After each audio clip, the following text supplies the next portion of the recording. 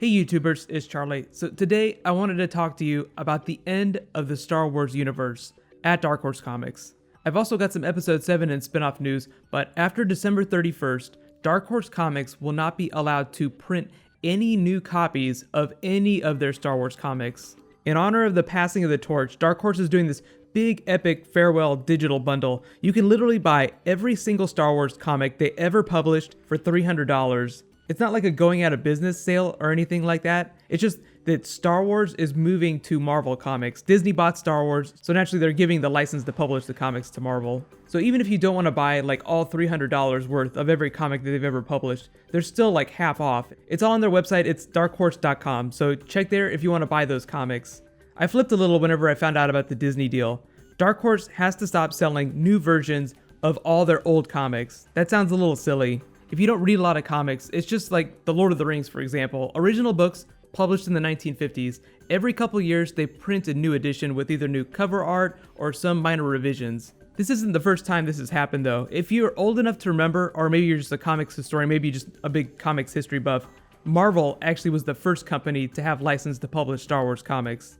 They published about 107 comics. I think their last one was in 1986 or 1987. For big comic book fans, that's like Jim Shooter Marvel era, whenever he was editor-in-chief of Marvel. Supposedly, a lot of people that worked at Marvel in the late 70s, whenever they first got that Star Wars license, said that it saved the company from one of their many almost bankruptcies. Marvel did go bankrupt at a certain point, but there were a lot of times when people just weren't buying their comics.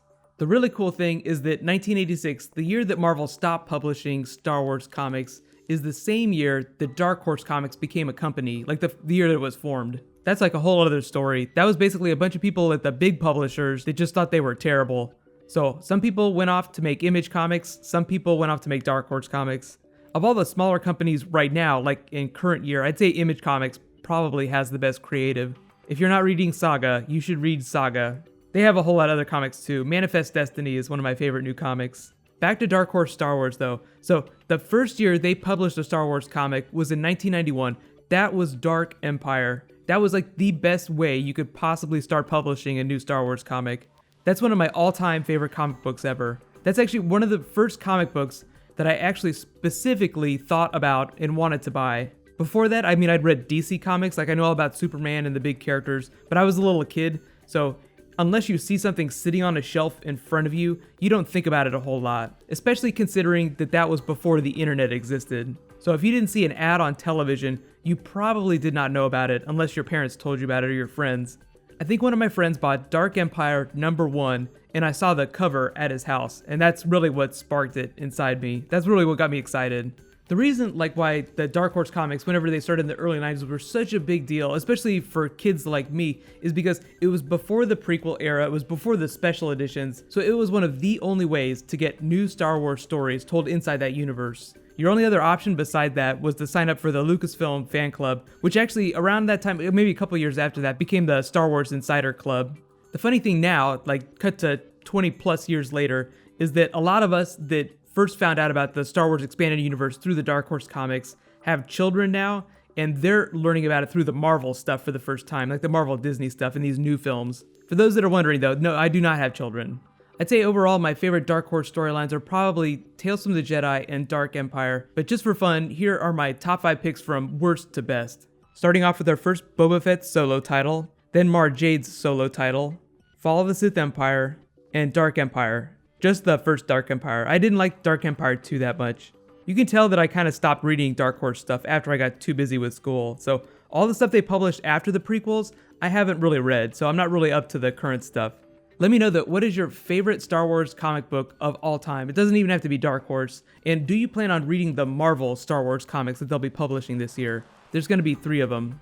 If you do want to take advantage of that Dark Horse sale that's going on, it's good till December 31st. So as of January 1st, they're not going to be doing it anymore. Like they can't sell anything after January 1st. But all your old comics that you've already bought will still be good.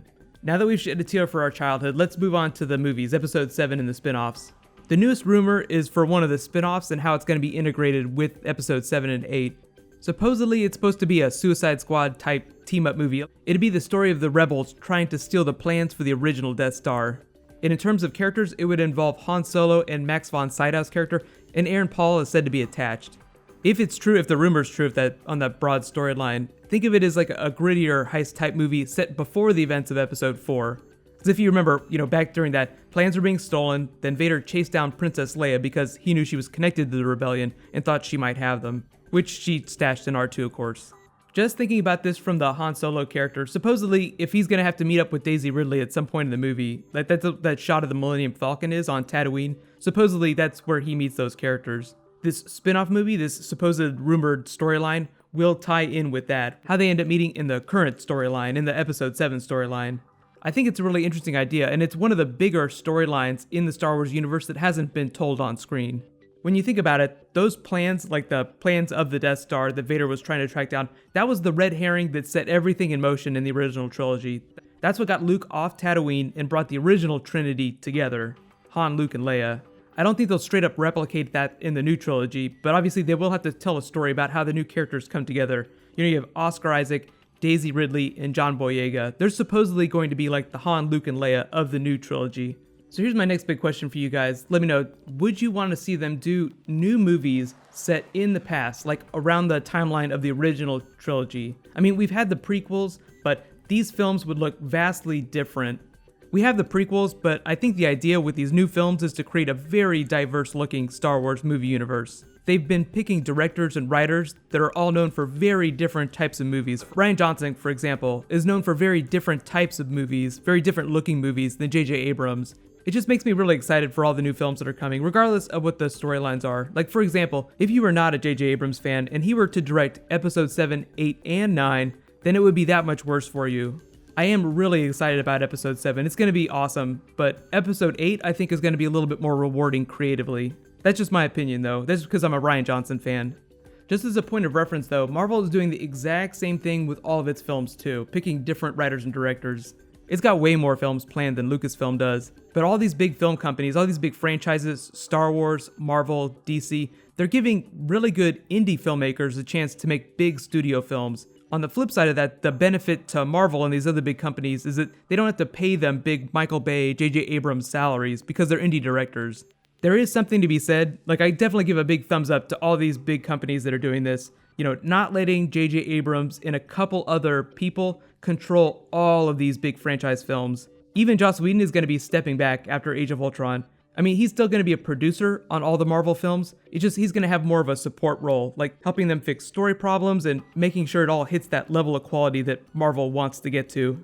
So remember, Dark Horse sale, good till January 31st. Just go to darkhorse.com if you want to learn about that sale. That's actually a good jumping off place. Let me know, would you guys want me to do more giveaways that are tuned for comic books whenever I'm talking about Star Wars and Marvel stuff or whenever the movies get closer? Or would you rather see, more movie TV type stuff like DVDs and stuff like that? I'm always trying to find new fun ways to do giveaways. I'm working on discount movie passes. We'll see. That's one of my goals next year is to get, like an integration with discount movie tickets so everybody can get something. Like it's not just like one or two people winning something. And also, if you guys really want to help me out, I just got a new microphone, so just let me know what you think of the audio in like my last 2 videos. It should be better. I'm hoping it's better. Your feedback is greatly appreciated. Thank you very much. Right now, if you're on your mobile phone or on your tablet, there's new mobile links you can click on. I think it's up here. It's the same as the links like right here and here, but click here to learn all about the Star Wars Episode 7 characters. They just released some fun trading cards. And click here for all my other Star Wars bonus videos. Thank you so much for watching, so I'll see you guys tonight. High fives.